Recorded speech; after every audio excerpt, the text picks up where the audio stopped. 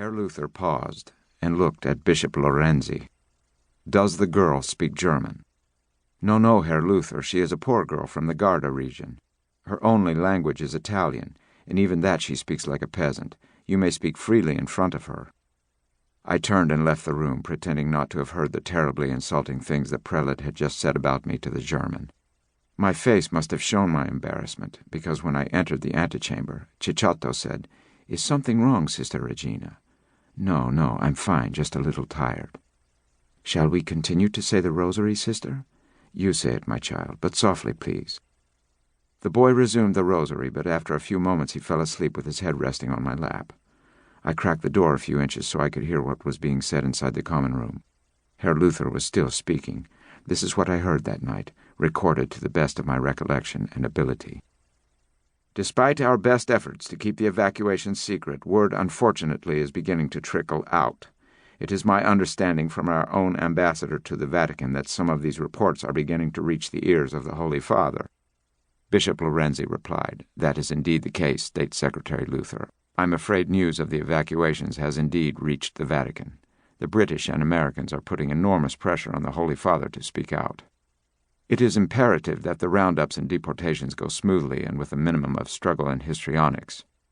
The element of surprise is a critical factor. If the Holy Father issues a protest, accompanied by an explicit warning about what deportation to the East truly means for the Jews, then it will make the roundups messy and difficult affairs. It will also mean that many Jews will go into hiding and escape our forces.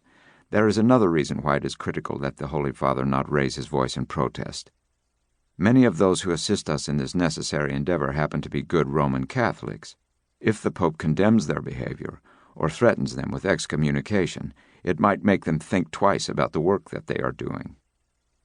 You may rest assured, Herr Luther, that the last thing the Holy Father would do is excommunicate Roman Catholics at a time like this. I wouldn't presume to give the Church advice on how to run its affairs, but there are reasons why papal silence on this matter would be best for all involved, including the Holy See. I'd be interested to hear your learned opinion, Herr Luther. What would happen if, God forbid, Germany should lose this war to Stalin and his gang of Jewish Bolsheviks?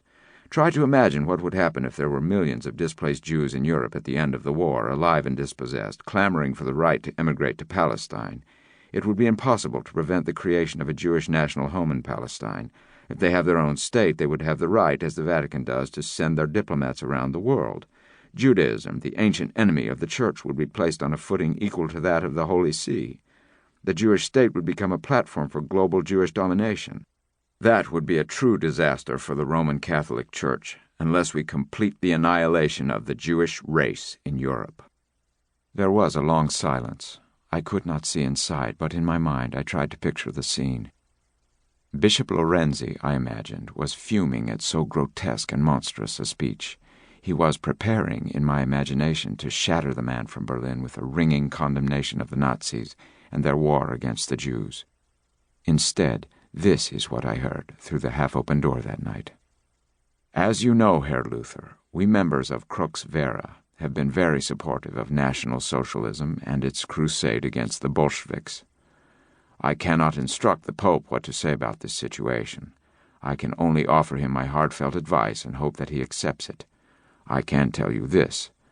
At the moment, he is predisposed to say nothing about this matter. He believes a protest will only make the situation of German Catholics more tenuous. Furthermore, he has no love for the Jews, and he believes that in many respects they have brought this calamity upon themselves. Your thoughts on the future situation in Palestine give me a potent new weapon in my arsenal. I'm sure His Holiness will be very interested to hear about this." "I am very pleased to hear your remarks, Bishop Lorenzi. You have proven once again that you are a true friend of the German people, and a trusted ally in our fight against Bolshevism and the Jews. And fortunately for you, Herr Luther, there is another true friend of the German people inside the Vatican, a man who outranks me significantly. I believe a toast is in order." "As do I." "Sister Regina!" I entered the room. My legs were trembling.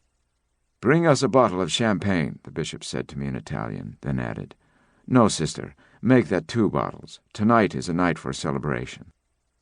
And so I stood there, and I pretended not to understand when they congratulated themselves.